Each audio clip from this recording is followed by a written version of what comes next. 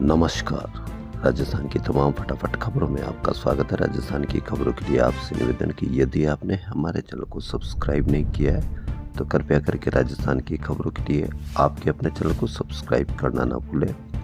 आप सब्सक्राइब करते हैं तो हमें हिम्मत होती है सही और सच्ची खबरें आप तक पहुंचाने की, वरना मीडिया किस तरह से आपको खबरें दिखाता है यह आप अवश्य समझ सकते हैं, जान सकते हैं।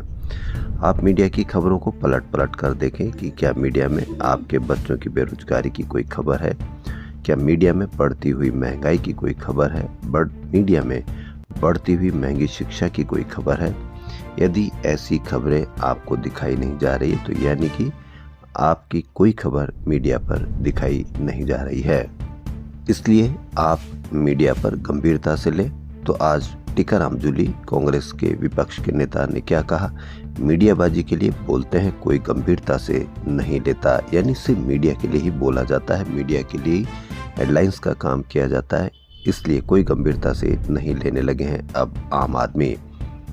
तो क्या है आज की बड़ी खबर, प्रदेश में सभी नगर निगम पालिकाओं व परिषदों के चुनाव इसी साल नवंबर में हो सकते हैं। निकायों के परिसीमन व वार्डों के पुनर्गठन का काम चल रहा है। इसके बाद मतदाता सूचियों का काम होगा। विधानसभा में बुधवार को प्रश्नकाल में स्वायत्त शासन मंत्री झावर सिंह खर्रा ने जवाब देते हुए यह कहा। नेता प्रतिपक्ष टीकाराम जूली ने इस पर पूरक प्रश्न पूछा था। खर्रा ने कहा कि स्वायत्त शासन विभाग व पंचायती राज विभाग का काम अलग अलग है। ईवीएम कम पड़ेगी तो पड़ोसी राज्यों से मंगवा ली जाएगी। सदन में जल संसाधन की अनुदान मांगों पर पक्ष विपक्ष के बीच जमकर बहस हुई। कांग्रेस विधायक श्रवण कुमार ने कहा कि शर्म करो, देश के लिए प्राण देने वाले शहीदों के बच्चे पानी के लिए भटक रहे हैं। वहीं भाजपा विधायक कालीचंद सराफ ने पूछा कि रावी व्यास नदी समझौते में राजस्थान के हिस्से के पानी का क्या हुआ।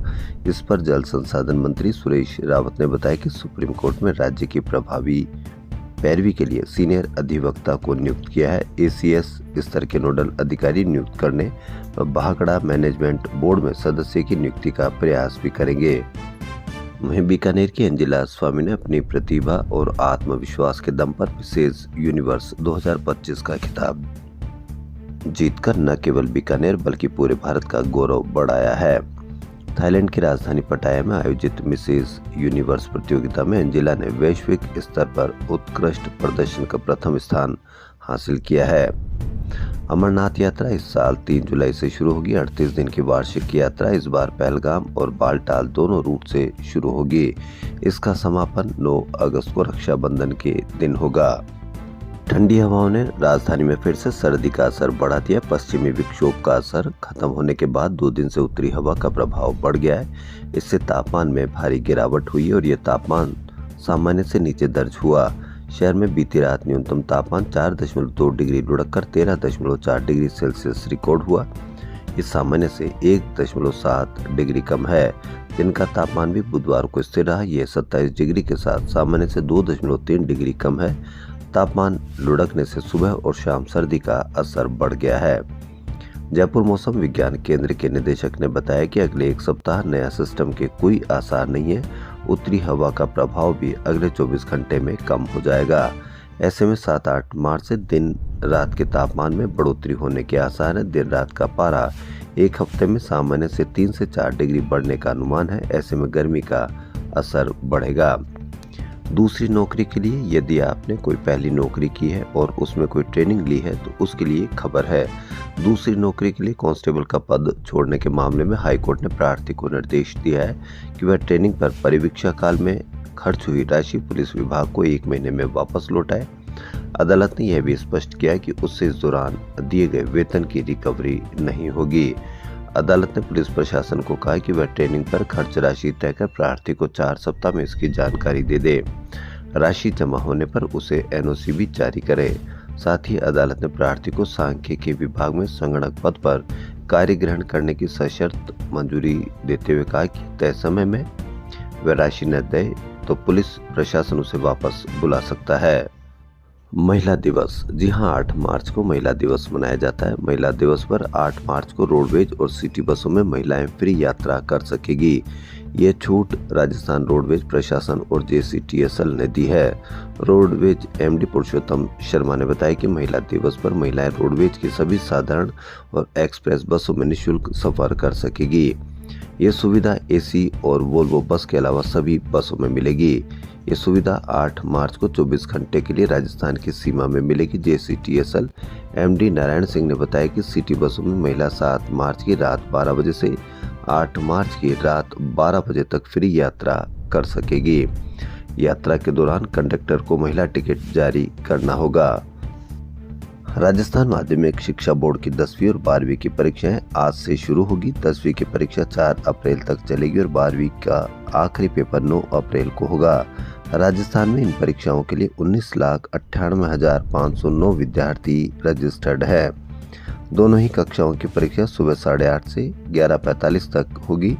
बोर्ड प्रशासन ने विद्यार्थियों के लिए हिदायतें भी जारी की है, इसलिए सभी को शुभकामनाएं जो 10वीं और 12वीं की परीक्षाएं दे रहे हैं।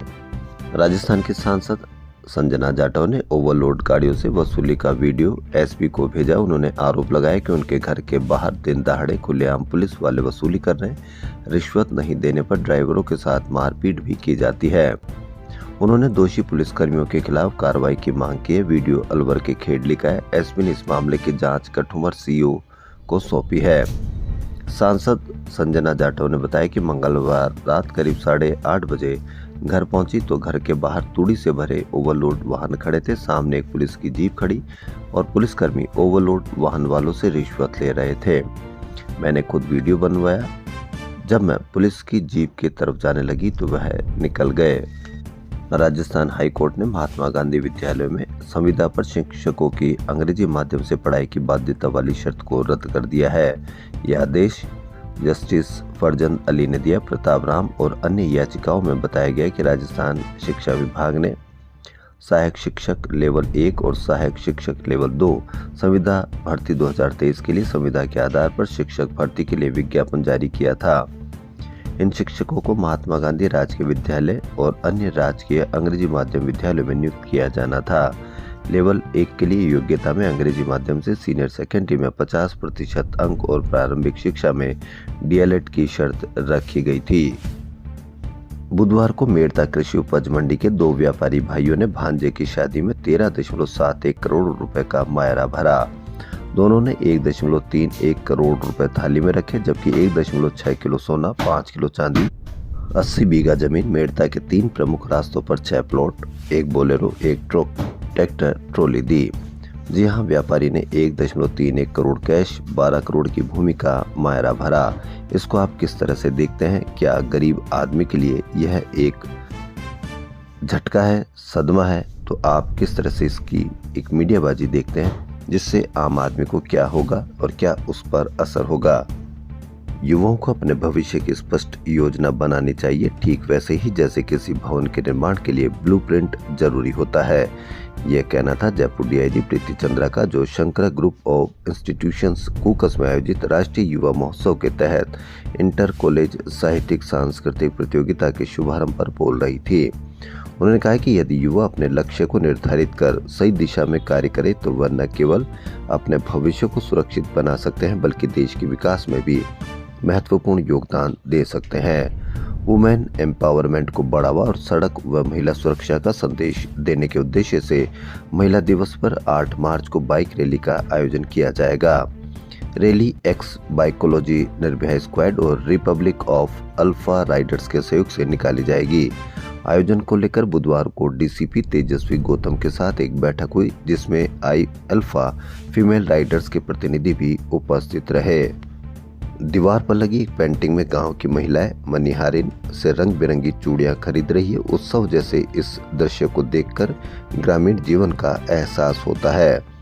जवाहर कला केंद्र जयपुर की सुरेख आर्ट गैलरी में बुधवार को शुरू हुई पेंटिंग एग्जीबिशन में कुछ ऐसा ही नजारा देखने को मिला।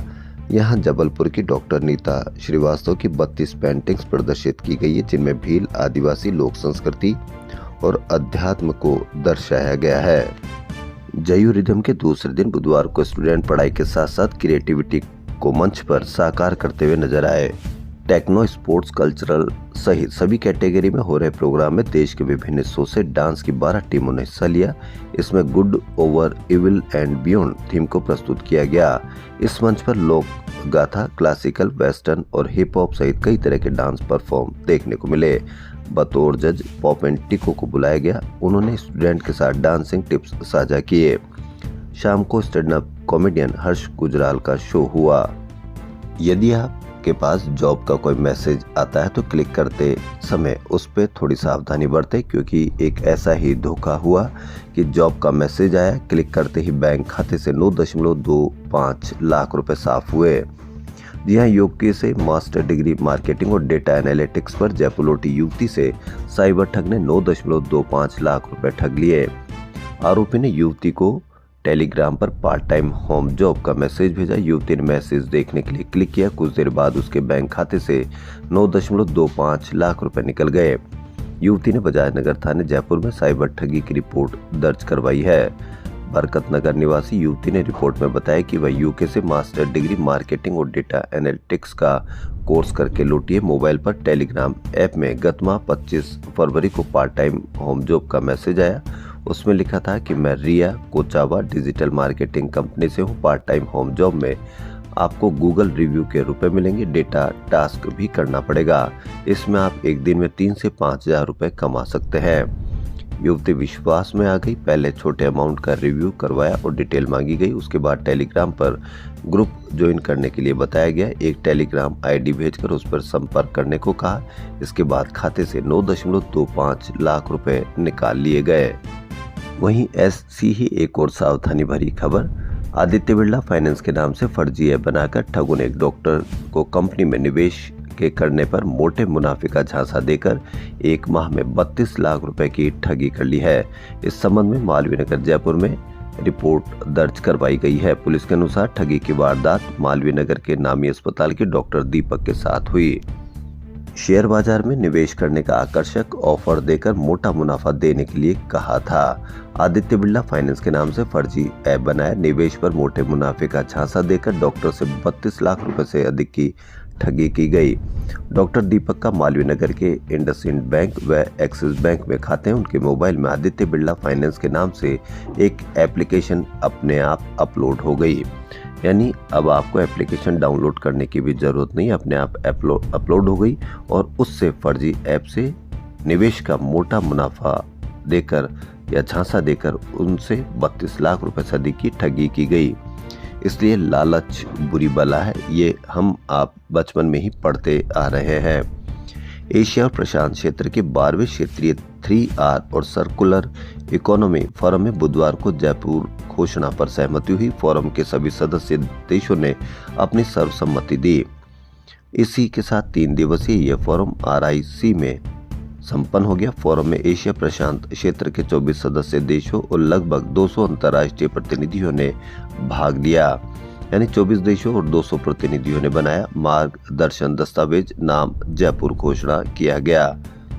महिलाओं और बालिकाओं के साथ छेड़छाड़ और अश्लील हरकतों पर रोक लगाने के लिए पुलिस मुख्यालय ने ऑपरेशन गरिमा अभियान चलाया। पुलिस कमिश्नर बीजू जोसेफ ने बताया कि अतिरिक्त पुलिस आयुक्त योगेश दादीज के निर्देशन में निर्भया स्क्वाड और कालिका पेट्रोलिंग यूनिट ने school, college, girls hostel, PG, mall, park और भीड़भाड़ वाले इलाकों में गश्त की।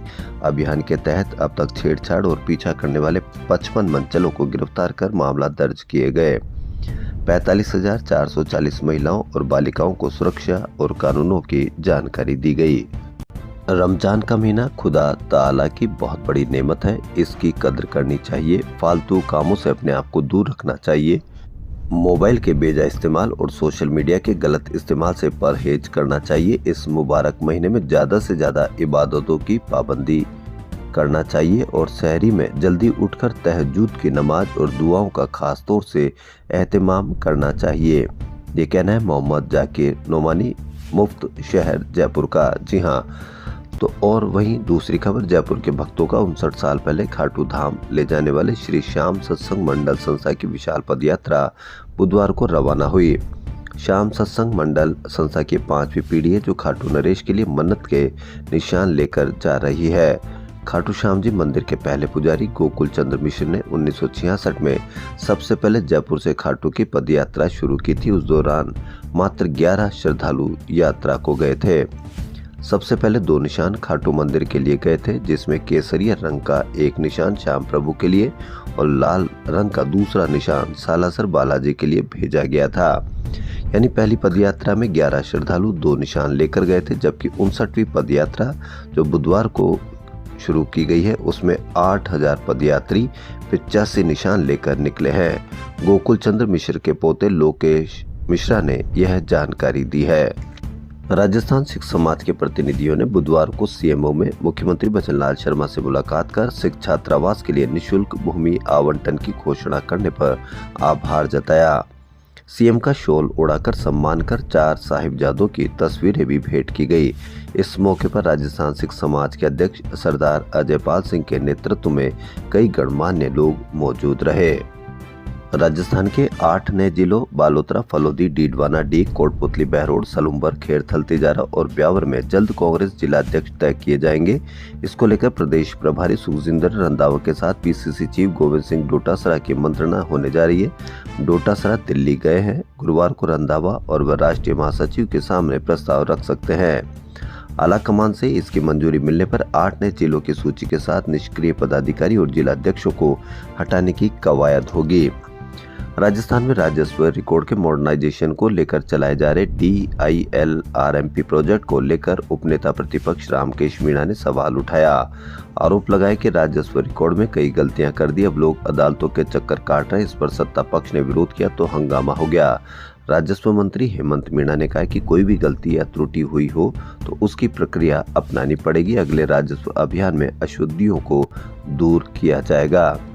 विधानसभा में बुधवार को मंदिर माफी की जमीनों पर भूमाफियाओं के कब्जे का मुद्दा उठाया गया।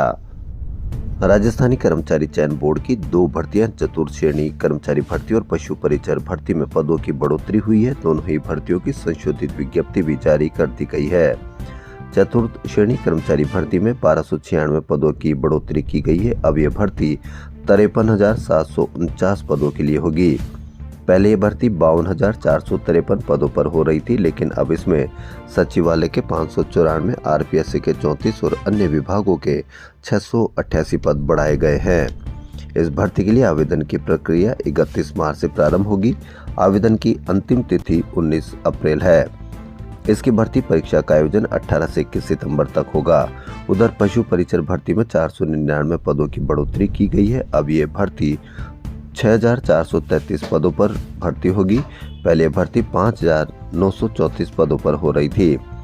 पशु परिचर भर्ती की परीक्षा का आयोजन दिसंबर में हो चुका है। इसका परिणाम जारी नहीं हुआ। अभ्यर्थी इस भर्ती का परिणाम आने का इंतजार कर रहे हैं।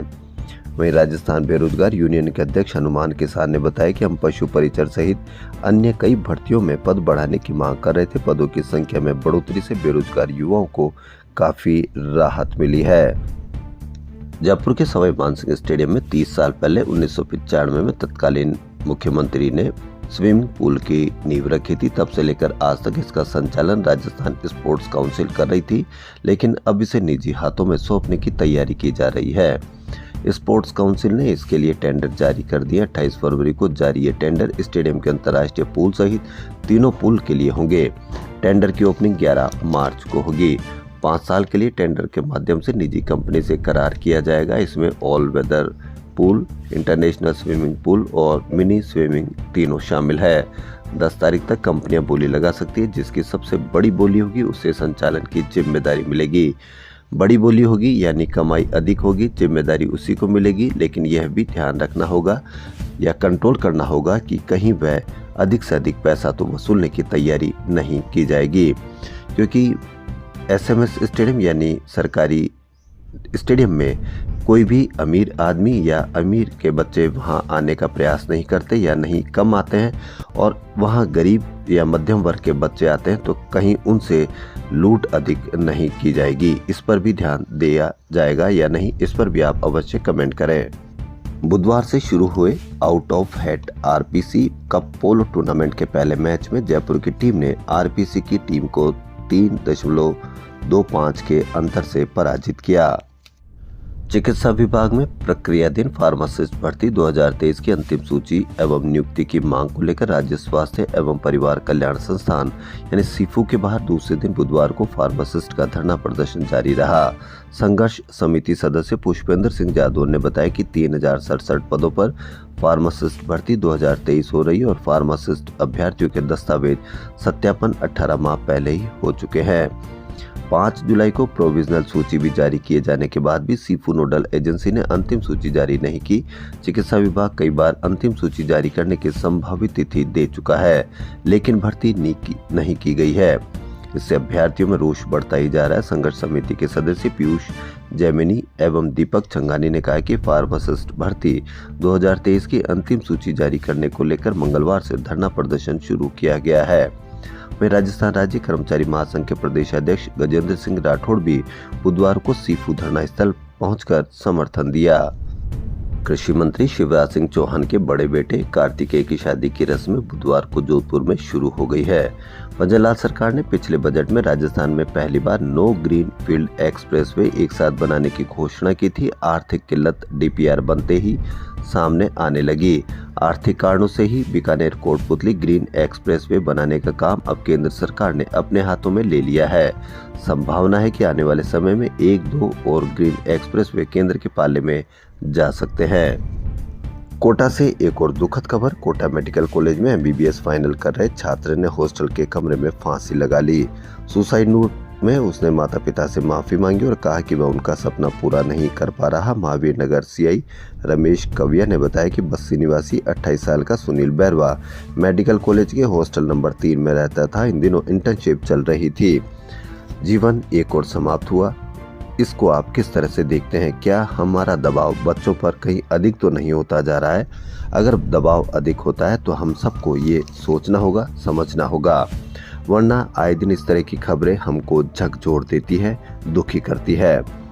इस वर्ष की प्रथम राष्ट्रीय लोक अदालत का आयोजन शनिवार को होगा। उच्च न्यायिक विधिक सेवा समिति के सचिव अजीज खान ने बताया कि 4 बेंचों का गठन किया गया है, यानी कि राष्ट्रीय लोक अदालत शनिवार को आयोजित की जाएगी। राजस्थान की खबरों फिलहाल इतना ही। यदि आपको हमारा चैनल पसंद आए तो लाइक, सब्सक्राइब और शेयर अवश्य करें। धन्यवाद।